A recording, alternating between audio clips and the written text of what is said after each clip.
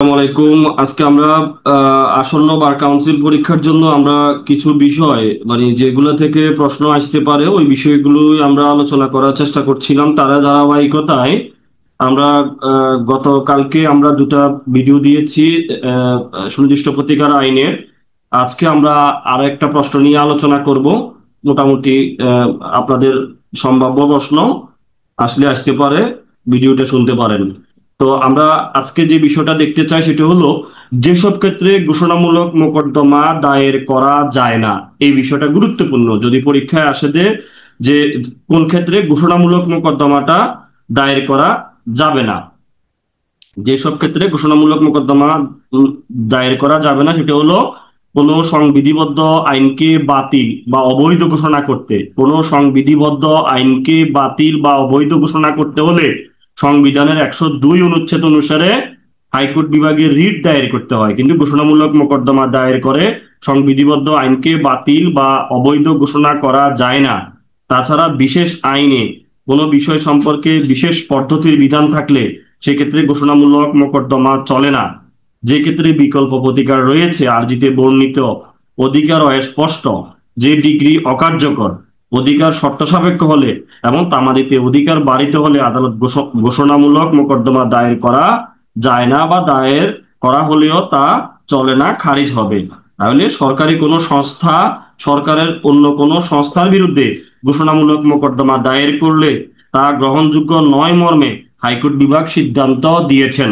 তাইলে সরকারি কোনো সংস্থা বা সরকারের কোনো সংস্থার বিরুদ্ধে ঘোষণামূলক মোকদ্দমা দায়ের করলে তা গ্রহণযোগ্য নয় মর্মে হাইকোর্ট বিভাগ সিদ্ধান্ত দিয়েছেন। যদি ছোট্ট করে প্রশ্ন আসে যে যেসব ক্ষেত্রে ঘোষণামূলক মোকদ্দমা দায়ের করা যায় না। এখন আমরা আরেকটা গুরুত্বপূর্ণ বিষয় দেখার চেষ্টা করি। আপনার পরীক্ষায় আসতে পারে যে আরো প্রতিকার বা আনুষঙ্গিক প্রতিকার জানানোর ক্ষেত্রসমূহ। তাইলে আরো প্রতিকার, হ্যাঁ, যে ক্ষেত্রে যে ক্ষেত্রে আরো প্রতিকার আছে কিনা, আপনাকে আরো প্রতিকার থাকলে অর্থাৎ আনুষঙ্গিক প্রতিকার আছে কিনা সেই বিষয়গুলো দেখতে হবে। দেখে আরো আনুষঙ্গিক প্রতিকার বা আনুষঙ্গিক প্রার্থনা জানানোর ক্ষেত্রসমূহ আমরা একটু দেখি। যে ক্ষেত্রে নালসি সম্পত্তি বিবাদী দখলে থাকে, বিবাদী কি থাকে? দখলে থাকে। নালসি সম্পত্তিতে বিবাদী যদি দখলে থাকে সেক্ষেত্রে নালসি সম্পত্তি বা ভূমিতে সত্ত্ব সহ ঘোষণা সহ দখল পুনরুদ্ধারও চাইতে হবে আপনাকে। এটা একটা বিষয়।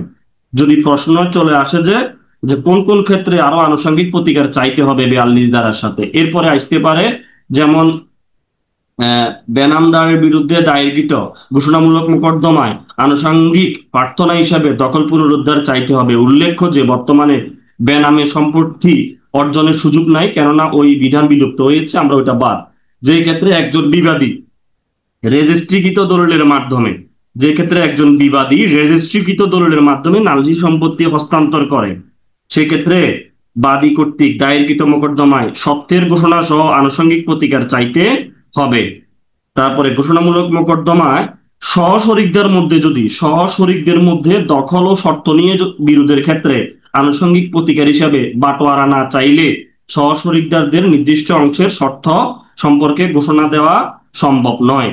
তাইলে আনুষঙ্গিক প্রতিকার চাইতে হবে। যদি ঘোষণামূলক মোকদ্দমায় সহশরিকদার কিছু শরিকদারের মধ্যে দখল বা শর্ত নিয়ে বিরোধ হয় তাহলে আনুষঙ্গিক প্রতিকার হিসেবে আপনাকে বাটোয়ারাও চাইতে হবে। এরপরে আরেকটা দেখি যে এই মোকদ্দমার প্রত্যেকেই অংশ অনুযায়ী বাটোয়ারা না চেয়ে শুধু নিজ শর্তের উপর ঘোষণামূলক মোকদ্দমা দায়ের করা হলে তা খারিজ হয়, কিন্তু তার সত্ত্বেও পরবর্তী দায়েরকৃত বাটোয়ারা মোকদ্দমায় সত্যের প্রতিকারটি প্রার্থনা আকারে থাকবে। এরপরে হলো অবিভাজ্য বা অনির্দিষ্ট সম্পত্তি শর্তের ঘোষণার সাথে সাথে আনুষঙ্গিক প্রতিকার হিসেবে বাটোয়ারা চাইতে হবে। এরপর ডিক্রি রদের জন্য ঘোষণামূলক মোকদ্দমায় ডিক্রি ফলশ্রুতিতে রেজিস্ট্রিকৃত দলিলের মাধ্যমে সম্পত্তিটি হস্তান্তর করা হলে আনুষঙ্গিক প্রতিকার হিসাবে রেজিস্ট্রিকৃত দলিলটি বাতিলের প্রার্থনাও চাইতে হবে। ওই যে বললাম যে একটা যদি রেজিস্ট্রিকৃত দলিলের আপনি বাতিল করতে চান, ঘোষণার সাথে সাথে ওই রেজিস্ট্রিকৃত দলিলটাও আপনাকে বাতিল চাইতে হবে। তাহলে এই কয়েকটা পয়েন্ট গুলো যদি একটু মাথায় রাখেন, নিজের মতো করে বানায় লিখতে পারবেন যে কোন কোন ক্ষেত্রে আপনি অন্তত 2-3টা পয়েন্ট তো দিতে পারবেন এই যে কোন কোন ক্ষেত্রে আপনাকে 42 ধারার সাথে আনুষঙ্গিক প্রতিকার চাওয়া যাইতে পারে। এই হলো কথাবার্তা। এখন যেসব ক্ষেত্রে আরো প্রতিকার বা আনুষঙ্গিক প্রতিকারের প্রয়োজন নাই, কোন কোন ক্ষেত্রে কোনো প্রতিকারে চাওয়া লাগবে না, আপনি এমনিতেই শুধু 42 দ্বারা করলে চলবে, আমরা সেই বিষয়টাই একটু ছোট করে জানতে চাই। অর্থাৎ কোন সিনেমা, ফিল্ম বন্টন বা প্রদর্শন করা অধিকারের জন্য দায়েরকৃত ঘোষণামূলক মোকদ্দমা আনুষঙ্গিক প্রতিকার হিসেবে প্রতারক ব্যক্তি যাতে নেগেটিভ প্রিন্ট হস্তান্তর করতে না পারে সেই জন্য ম্যান্ডেটরি ইনজাংশনের প্রার্থনার প্রয়োজন নাই। এর বিরুদ্ধে সাধারণত শুধুমাত্র ঘোষণার মোকদ্দমা চলবে। এই হলো একটা কথাবার্তা। যে ক্ষেত্রে নারী সম্পত্তি দখল বাদীর নিকট থাকে সেক্ষেত্রে শুধু সত্য ঘোষণা চাইলেই হবে, আনুষঙ্গিক প্রতিকার হিসেবে দখল পুনরুদ্ধারের প্রার্থনার প্রয়োজন নাই। এবং ভুল রেকর্ডের কারণে যৌথ মালিকানাধীন সম্পত্তিতে সত্য ঘোষণার প্রার্থনাই যথেষ্ট। আপনার যদি কোনো একটা রেকর্ড ভুল হয় সেই ক্ষেত্রে যৌথ মালিকানাধীন সম্পত্তিতে সত্য ঘোষণার প্রার্থনা করলে যথেষ্ট হবে, আনুষঙ্গিক প্রতিকার হিসেবে বাটোয়ারা চাওয়ার প্রয়োজন নাই। এরপরে ভূমি বা প্রশাসনিক বোর্ডের প্রদত্ত আদেশের মাধ্যমে অর্থাৎ বাদী পক্ষের মালিকানা কালিমা লেপন করা হলে শুধুমাত্র ঘোষণামূলক মোকদ্দমা যথাযথ প্রতিকার হিসেবে গণ্য হবে, আনুষঙ্গিক প্রতিকার চাওয়ার প্রয়োজন নাই। এরপরে হলো জোতের অ্যাডভার্স পজেশন অর্থাৎ বিরুদ্ধ দখল সূত্র অর্জিত সম্পত্তির অধিকার বা সত্ত্বের ক্ষেত্রে আনুষঙ্গিক প্রতিকার প্রার্থনা করার প্রয়োজন নাই। যেটা আপনি অ্যাডভার্স পজিশন বা বিরুদ্ধ দখল সূত্রে অর্জিত সম্পত্তির ক্ষেত্রে আপনি আনুষঙ্গিকের কোনো কিছু চাওয়ার দরকার নাই, আপনি শুধু ঘোষণা চাইবেন। এরপরে যখন সরকার বাদী পক্ষের কোনো সম্পত্তি অ্যাকুইজিশন বা দখল বুঝে নেয় কিন্তু ক্ষতিপূরণের তালিকায় বাদী পক্ষের নাম বাদ পড়ে, অর্থাৎ যখন অ্যাকোয়ার করে সম্পত্তি, উক্ত অধিকারের ক্ষেত্রে আপনার শুধু ঘোষণামূলক মোকদ্দমা করলে চলবে, আনুষঙ্গিক প্রতিকার চাওয়ার দরকার নাই।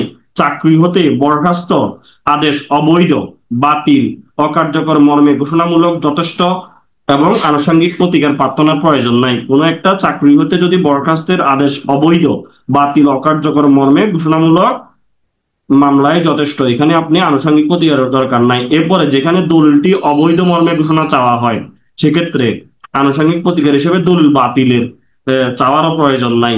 তাইলে মোটামুটি আমরা এই জিনিসগুলো একটুখানি মাথায় দিলাম, কেন যদি আপনারা বিভ্রান্ত যেন না হন। ঠিক আছে, এরপরে আমরা বাকি কথাবার্তাতে আসতেছি, নিষেধাজ্ঞা নিয়ে আমরা আসবো একটু পরে। আমাদের আরেকটা প্রশ্ন বাকি আছে, ওই প্রশ্নটা আমরা একটু দেখি। নিরোধমূলক প্রতিকার নিয়ে আমরা একটা প্রশ্ন দেখতে চাই, এই প্রশ্নটা আসার সম্ভাবনা আছে। এই জায়গা থেকে 52 থেকে 57 পর্যন্ত জায়গাটা গুরুত্বপূর্ণ।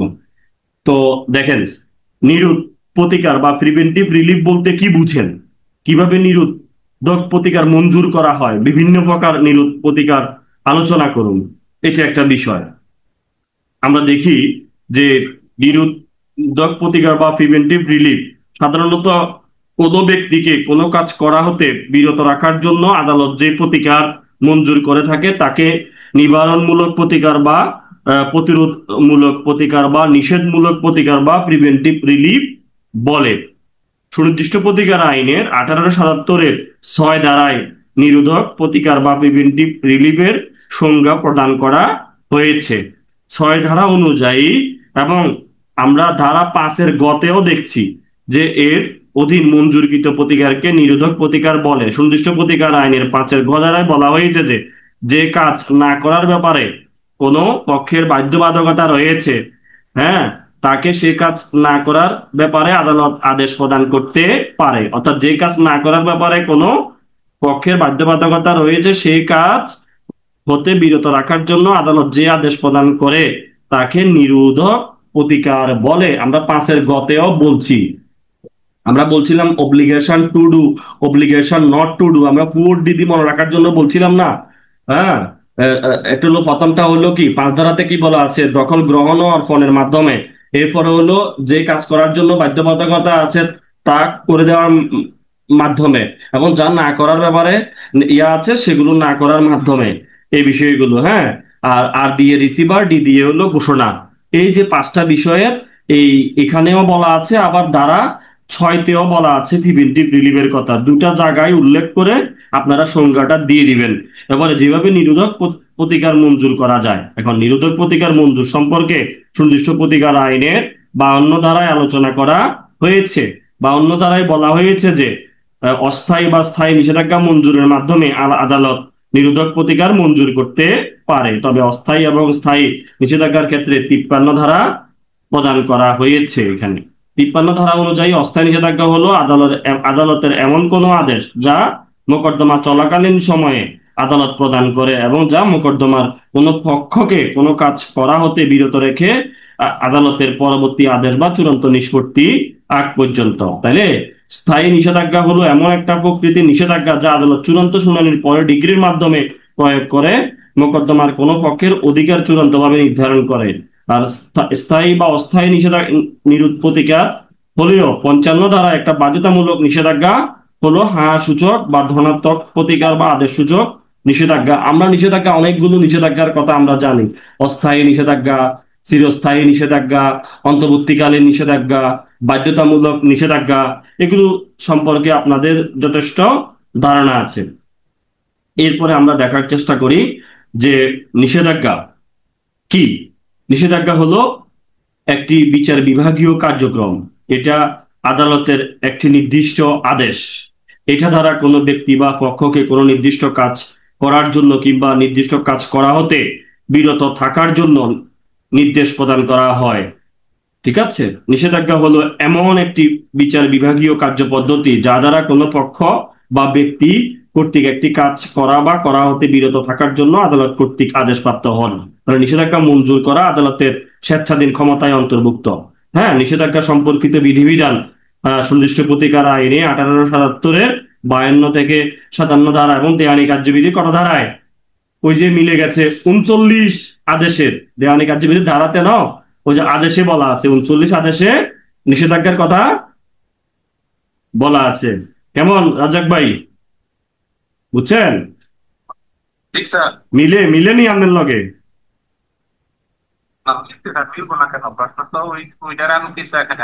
হ্যাঁ হ্যাঁ হ্যাঁ, এরপর দেখেন আমরা একটু দেখে এরপরে আমরা ওই জায়গাতে যাব। এখন আমরা দেখবো যে কখন নিষেধাজ্ঞা মঞ্জুর করবে, কখন নিষেধাজ্ঞা মঞ্জুর করবে না, আমরা এই বিষয়গুলো একটু দেখব। ঠিক আছে, এরপরে আমরা বাকি কথাবার্তাগুলো আর কি।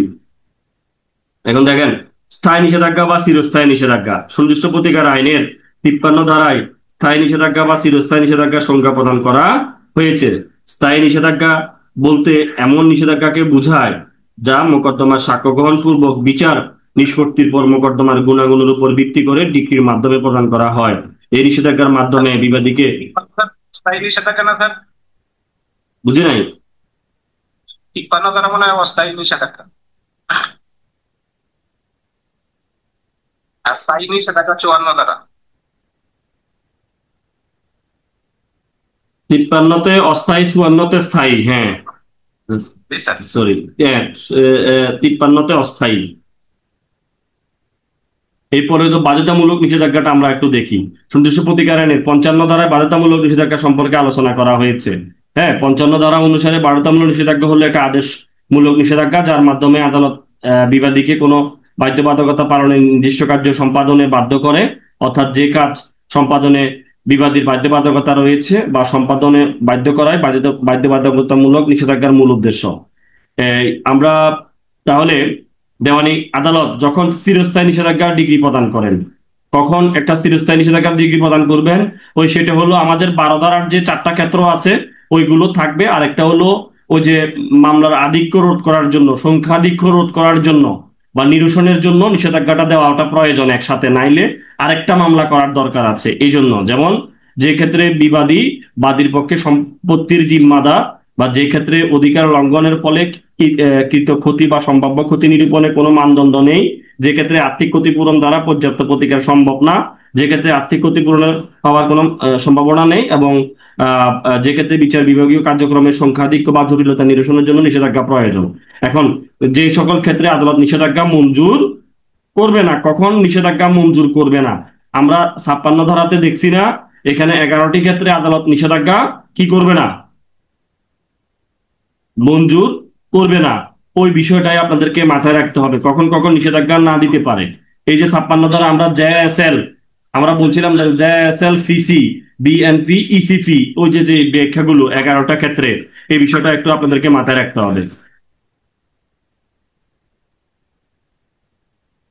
আশা করছি আপনাদের 11টা ক্ষেত্রগুলো মুখস্থ আছে না? বাংলাতে করার চেষ্টা করতেছে। হ্যাঁ, বাংলাতে চেষ্টা করেন, একদম একদম চেষ্টা করেন যেন আপনি লিখতে পারেন কিছু, বুঝছেন না? স্যার। চেষ্টা চালিয়ে যান, ইনশাল্লাহ পারবেন।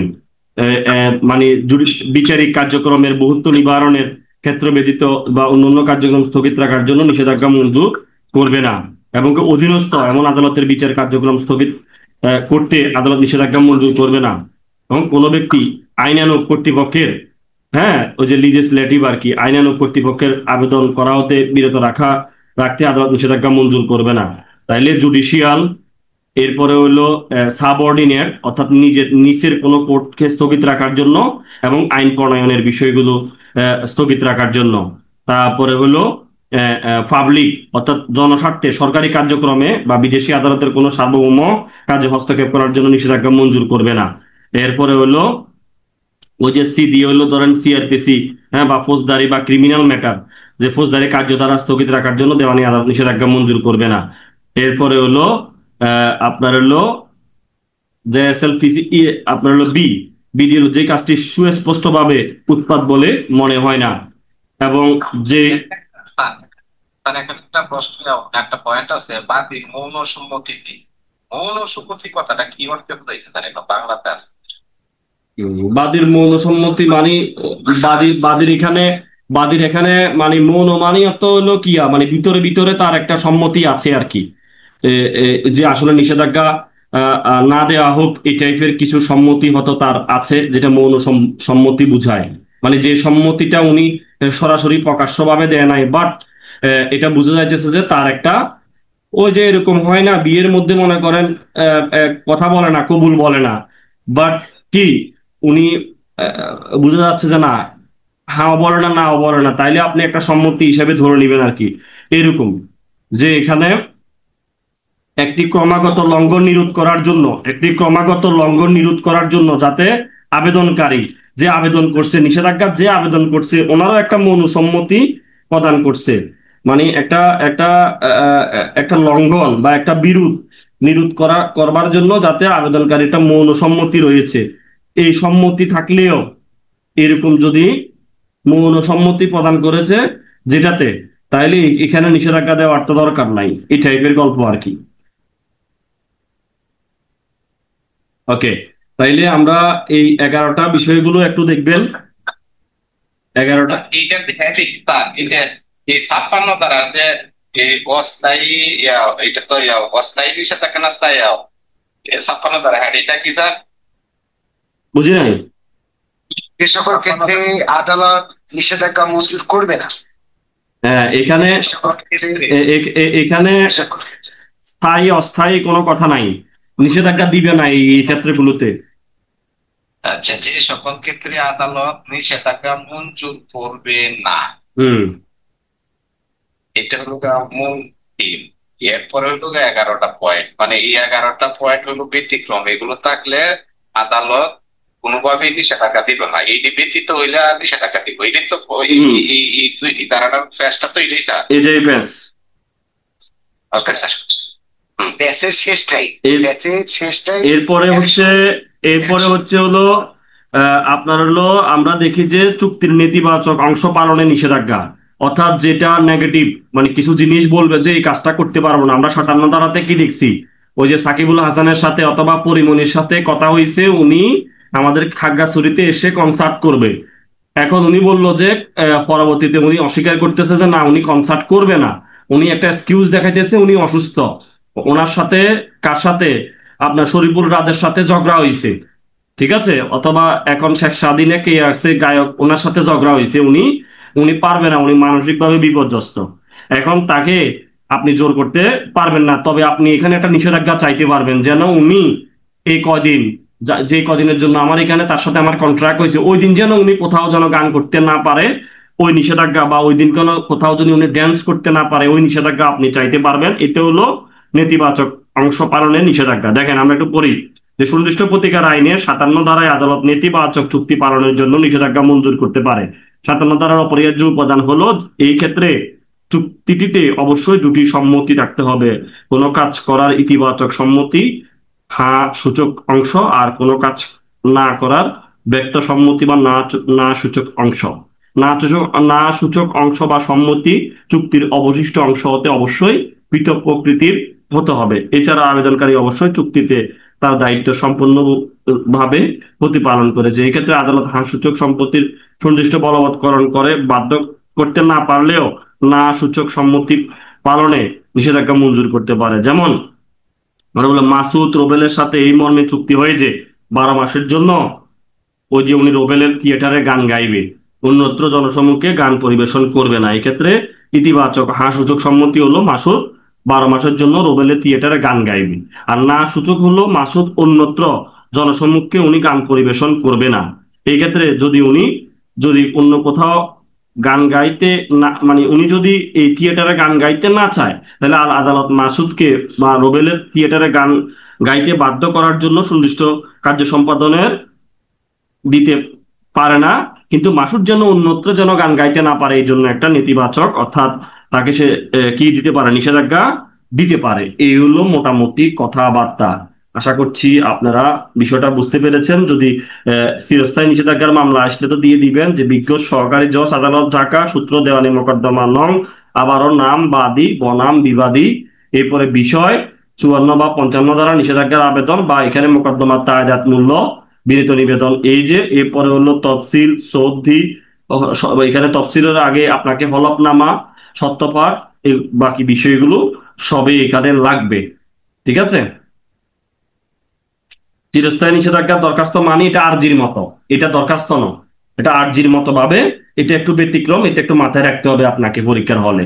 এই চিরস্থায়ী নিষেধাজ্ঞা এটা দরখাস্ত নয়, অন্য অন্য দরখাস্তর মতো নয়, এটা আরজির মতো করে আপনাকে কি করতে হবে, দায়ের করতে হবে, আরজির মাধ্যমে এটা দায়ের করতে হবে। তাইলে মোটামুটি বিষয়টা বুঝা গেছেন। এখন আমরা দেখার চেষ্টা করি আপনার 39 ধারাতে আমরা একটু দেখি এটার সাথে এটার যে রিলেশন আছে, আমরা ওখানে চলে যাই। বুঝতেছেন রাজাক ভাই, বুঝছেন? জি স্যার। পারবেন স্যার পারবেন পারবেন, মাথাটা ঠান্ডা থাকলে ইনশাল্লাহ পারবেন আপনি। এগুলো গুছাই গাছা লিখবেন, হয়তো 11টা লিখতে না পারলে 7টা লিখলেন, 8টা লিখলেন, অসুবিধা কি? যতটুক মনে থাকে অতটুক লিখলেন, আর লিখতে পারলে তো ভালো, যতদূর মনে থাকে একবার প্র্যাকটিস করেন।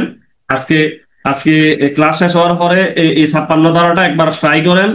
আর আপনার এসআর অ্যাক্টের মধ্যে যে বিষয়গুলো আছে, হ্যাঁ, অন্তত 12 ধারা, অন্তত 21 ধারা, অন্তত 27 28 ধারা, বা এই কয়টা জিনিস একটু মুখস্থ পারেন কিনা ট্রাই করেন, তাইলে হয়ে যাবে। স্যার, এই ধারাগুলো থেকে প্রশ্ন আসে কিনা এটা তো বাবার বিষয়। ভাই আপনি এত দুশ্চিন্তা করলে তো কি আসবো কি আমরা জানি, আপনি কি কথাবার্তা কন? এখানে কি স্পেসিফিক বলার কোনো সুযোগ আছে? আপনাকে এটা ছোট সাবজেক্ট, পুরোটা ধারণা নিয়ে যাইতে হবে না? আপনি যদি এখান থেকে প্রশ্ন কোনটা কোথা থেকে কি দিবে এটা কি বলার সুযোগ আছে? এত বড় সাবজেক্ট থেকে একটা মাত্র প্রশ্ন আসবে, 15 মার্কের একটা প্রশ্ন আসবে, তাইলে আপনি কোথায় আসবে, আপনি কেমনে বুঝবেন? ওভারঅল একটা ধারণা আপনাকে কিছু জিনিস নিয়ে যাইতে হবে মাথায়। এরপরে আপনার যেটাই পড়ো আপনি আলোচনা করতে পারবেন, কারণ আপনি কেমনে বুঝবেন যে আপনি কোনটা আসবে? তবে আমরা তো আশা করতেছি আবার 56 দ্বারা দিয়ে দিবে। আমরা আশা করতেছি এই জায়গা থেকে একটা প্রশ্ন হওয়ার সম্ভাবনা আছে। আবার আশা করা যায় আবার যদি 42 ধারা দিয়ে দেয় আপনার, এটা নিয়েও আমরা ডিপলি আলোচনা করছি যে ঘোষণার বিষয় টিষয় নিয়ে যদি দিয়ে দেয়, কোন কোন ক্ষেত্রে ঘোষণা করা যায়, কোথায় ঘোষণা করা যায় না, ঘোষণামূলক মামলা বলতে কি বুঝায়, হ্যান ত্যান বগিতে কি কোথায়। স্যার, 42 ধারা পয়েন্টে দুইটা না স্যার? দুইটা তো আপনার হচ্ছে হলো 42 43। না, 42 43 ঠিক আছে, কিন্তু 42 ধারার যে মূল যে পয়েন্ট মানে উপাদান, এটা তো দুইটা, একটা হইলো কি কি একটা হলো আপনার হলো আইনগত অধিকার, আর একটা হলো সম্পত্তির অধিকার, এটা হলো লিগ্যাল ক্যারেক্টার, আর একটা হলো ওই যে আপনার সম্পত্তিগত যে অধিকার যেটা আছে। Right to office, right two property. না না না, right to office right two property হলো 9 ধারার গল্প, এটা হলো সিপিসির 9 ধারা, এটা আর এটা না, বুঝেন নাই মনে হয়।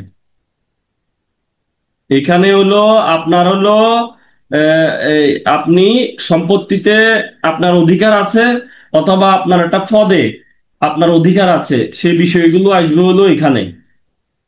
যেমন যেমন আপনার হলো কোনো আইনগত পরিচয়ের জন্য বা সম্পত্তির অধিকারের জন্য দুটা জিনিস, একটা হলো লিগ্যাল ক্যারেক্টার আর একটা হলো right as to any property.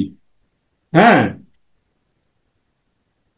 আর কি, একটা হলো লিগ্যাল ক্যারেক্টারের জন্য আর একটা হলো right as to any property. এই দুইটা ক্ষেত্রে আপনি আপনার এই জায়গাগুলোতে আপনি কি করতে পারবেন, আপনি ঘোষণামূলক মোকদ্দমা করতে পারবেন। আইনগত পরিচয় আর সম্পত্তিতে কোনো অধিকার।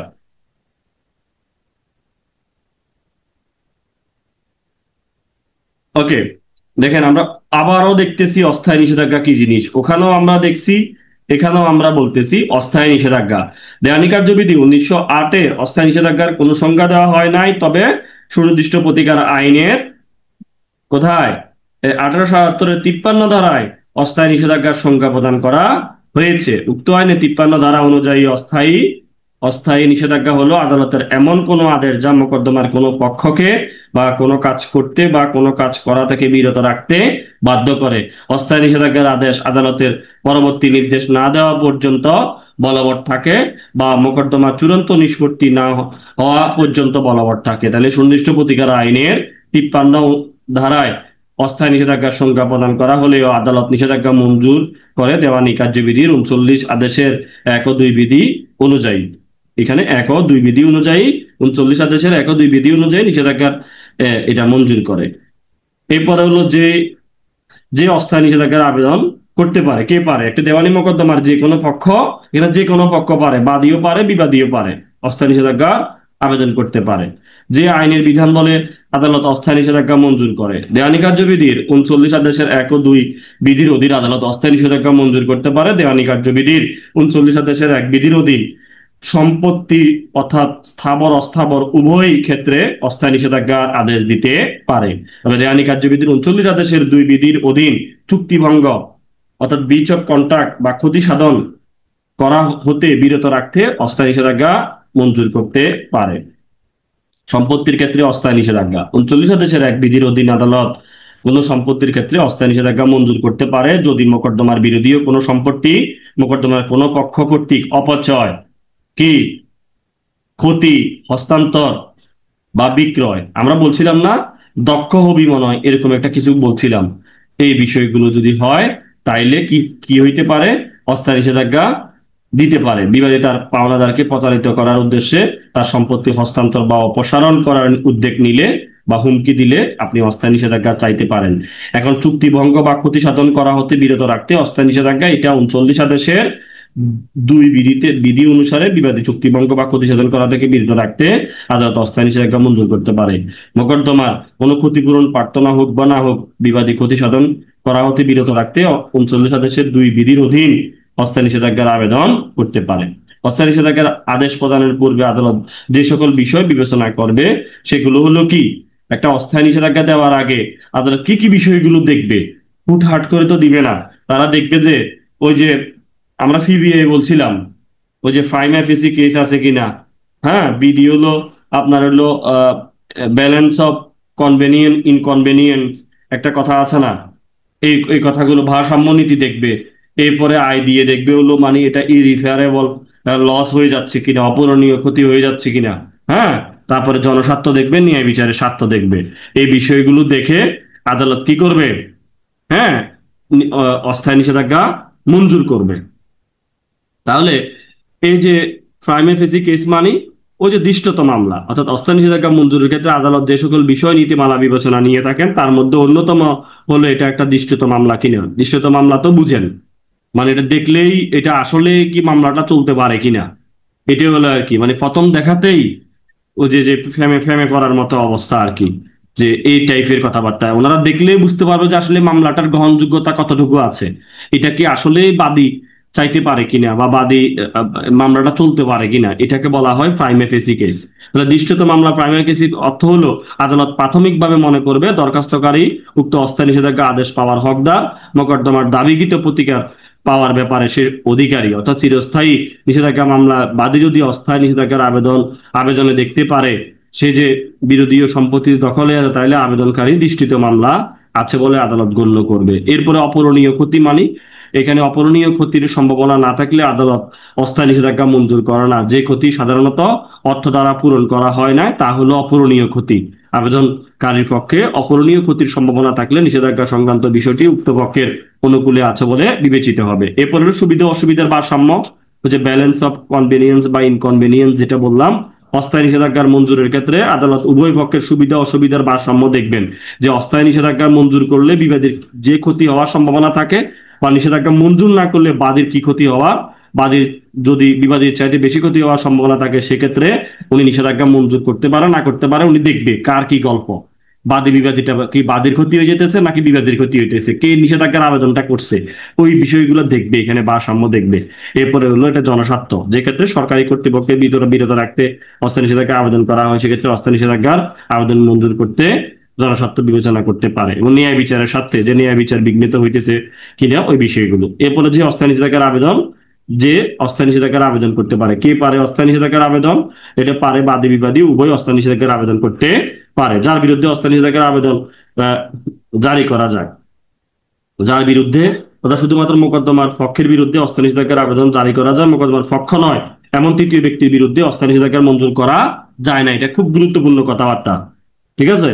এবার অস্থায়ী নিষেধাজ্ঞার আদেশ যখন থেকে কার্যকর হয়, অর্থাৎ অস্থায়ী নিষেধাজ্ঞা মঞ্জুর হলে অস্থায়ী নিষেধাজ্ঞার আদেশ প্রদানের সময় হতে কার্যকর হবে বলে। তাহলে অস্থায়ী নিষেধাজ্ঞা বা অন্তর্বর্তীকালীন নিষেধাজ্ঞার মধ্যে পার্থক্য আসতে পারে। এটা সংজ্ঞাগত পার্থক্য, ধারাগত পার্থক্য, নোটিশগত পার্থক্য, আদেশের কার্যকারিতা, আবেদনের প্রকৃতি, ইংরেজি শব্দ, প্রতিকার, এগুলো। এখন অস্থায়ী নিষেধাজ্ঞার আদেশ অমান্য করলে ফলাফলটা কি হবে সেটা একটু আমরা দেখি। দেখেন, অস্থায়ী নিষেধাজ্ঞার আদেশ অমান্য করলে সংক্ষিপ্ত পক্ষ 39 আদেশের 2-3 বিধান অস্থায়ী নিষেধাজ্ঞা ভঙ্গের জন্য ভঙ্গকারীর বিরুদ্ধে মোকদ্দমা, অর্থাৎ এখানে ভায়োলেশন কেস বা বিবিধ, অর্থাৎ মিসসেলেনিয়াস ভায়োলেশন কেস দায়ের করতে পারে। এটা এটা এটা এটা আরেকটা মামলার মতো। তো এই বিবিধ মোকদ্দমার প্রেক্ষিতে 39 আদেশের 2 এর অধীন উক্ত ভঙ্গকারী পক্ষের সম্পত্তি ক্রয় করার আদেশ দিতে পারে, উক্ত ভঙ্গকারী পক্ষকে 6 মাসে দেওয়ানি কারাগারে আদেশ দিতে পারে বা উভয় দিতে পারেন। এখন 39 আদেশের 2-3 অধীন অস্থায়ী নিষেধাজ্ঞার আদেশ অমান্য করার কারণে অমান্যকারীর সম্পত্তি ক্রয়ের আদেশ দিলে উনি 1 বছরের অধিক সময় এটা বলবৎ থাকবে না। এই ক্রোকটা 1 বছরের অধিক বলবৎ থাকবে না। যদি যদি অমান্য করা অব্যাহত থাকে তাহলে আদালত উক্ত ক্রোক সম্পত্তি বিক্রয় করতে পারেন, উনি বিক্রয় করে দিতে পারবে। আশা করছি বিষয়টা বুঝতে পেরেছেন। তাইলে আরেকটা প্রশ্ন আছে যে অপর পক্ষকে শুনানি না করে সুযোগ না দিয়ে অন্তর্বর্তীকালীন বা অস্থায়ী নিষেধাজ্ঞা মঞ্জুর করা যাবে না। আপনাকে অবশ্যই অপর পক্ষকে সুযোগ দিতে হবে অস্থায়ী নিষেধাজ্ঞার ক্ষেত্রে। দেওয়ানি কার্যবিধির 39 দেশের 5 ক বিধি অনুসারে দেওয়ানি আদালত অপর পক্ষকে শুনানির সুযোগ না দিয়ে বা অন্তর্বর্তীকালীন বা অস্থায়ী নিষেধাজ্ঞার আদেশ দিবে না। এবং বেসরকারি ব্যক্তি বা সরকারের বিরুদ্ধে অস্থায়ী নিষেধাজ্ঞার আবেদন করলে কি হবে?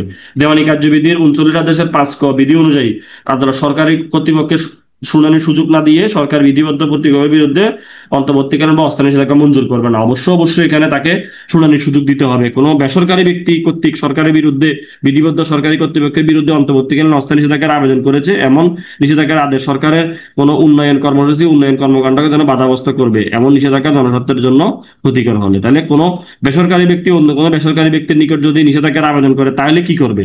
এই ক্ষেত্রে আদালত দেখবে যে দেওয়ানি কার্যবিধির 39 আদেশের 5 ক এর বিধি একজন বেসরকারি ব্যক্তির জন্য বেসরকারি ব্যক্তির বিরুদ্ধে অন্তর্বর্তীকালীন বা অস্থায়ী নিষেধাজ্ঞার আবেদন করে, এমন ক্ষেত্রে আদালত অপর পক্ষকে আবেদনের নোটিশ প্রদান করবে। কিন্তু আদালত যদি মনে করে যে এখানে একটা অপশন আছে, কিন্তু সরকারের ক্ষেত্রে অপশন নাই, এখানে একটা অপশন আছে, আদালত যদি মনে করে যে বিলম্বের কারণে নিষেধাজ্ঞা মঞ্জুরের প্রকৃত উদ্দেশ্য ব্যাহত হইতে পারে, সেক্ষেত্রে অপর পক্ষকে নোটিশ প্রদান না করাই অন্তর্বর্তীকালীন নিষেধাজ্ঞা মঞ্জুর করতে পারে। সুতরাং 39 আদেশের 5 ক বিধি অনুযায়ী আদালত সরকারের বিরুদ্ধে শুনানির সুযোগ না দিয়ে অন্তর্বর্তীকালীন বা অস্থায়ী নিষেধাজ্ঞা মঞ্জুর করবে না। অপরদিকে কোনো বেসরকারি ব্যক্তির বিরুদ্ধে অন্তর্বর্তীকালীন নিষেধাজ্ঞা মঞ্জুর করতে পারে যদি আদালত মনে করে যে অন্তর্বর্তীকালীন নিষেধাজ্ঞা মঞ্জুর না করলে মোকদ্দমার প্রকৃত উদ্দেশ্য ন্যায় বিচার থেকে ব্যাহত হইতে পারে। এই হলো মোটামুটি কথাবার্তা। তাহলে অস্থায়ী নিষেধাজ্ঞার আদেশের বিরুদ্ধে সংক্ষিপ্ত পক্ষের প্রতিকারটা কি? সংক্ষিপ্ত পক্ষের প্রতিকার হলো এটা নিশ্চয়ই এটা একটা আপিলযোগ্য আদেশ, এখানে আপিল করা যাবে। আর এই বিরুদ্ধ পক্ষ ওখানে রিভিশন করতে পারবে। এই হলো কথাবার্তা, আর কোনো কথাবার্তাই নাই। এই হলো অবস্থা। অস্থায়ী নিষেধাজ্ঞার আবেদন তো করে ফেলতে পারবেন, এটা তার দরখাস্ত। আবারও সহকারী জজ, সিনিয়র যুগ্ম যেখানে করলেন, দেওয়ানি মোকদ্দমার নং লিখলেন, নাম্বার টাম্বার দিতে হবে, নাম ঠিকানা লিখবেন, বনাম লিখবেন, বিষয় লিখবেন, 39-1 বা 151 দ্বারা নিষেধাজ্ঞার আবেদন, বাদীপক্ষের আবেদন এই যে, হ্যাঁ, অত্র আদালতের এখতিয়ারাধীন নিম্ন তফসিলভুক্ত সম্পত্তি নিয়ে বাদী বিবাদী চিরস্থায়ী নিষেধাজ্ঞা বা বিবাদী কর্তৃক আহ, কি করছে, বিবাদী কর্তৃক দেখানো জাল দলিল বাদীর উপর বাধ্যকর নয় মর্মে উনি ঘোষণামূলক মোকদ্দমা দায়ের করে। তফসিলভুক্ত সম্পত্তির আরএস নং এত, খতিয়ান আরএস নং এর দাগের এত শতক জমির মালিক উনি। এবারে উনি মারা যাওয়ার পর তার পিতাই মানে জমি ব্যবহার করা গেলে ওই বিবাদী রহিম দাবি করে যে তিনি উক্ত সম্পত্তি করিমের এবং পিতা মোহাম্মদ আলাউদ্দিনের নিকট হতে ক্রয় করেছে, এই মর্মে একটা দলিল দেখান।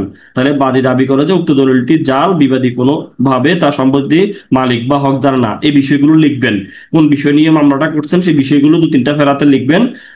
এবং বাদী উক্ত দলিলটা জাল বলে ঘোষণা করতে 42 বা 54 ধারায় উনি মামলাটা করছে। বর্তমানে উক্ত সম্পত্তির দাম বহুগুণে বৃদ্ধি পেয়েছে।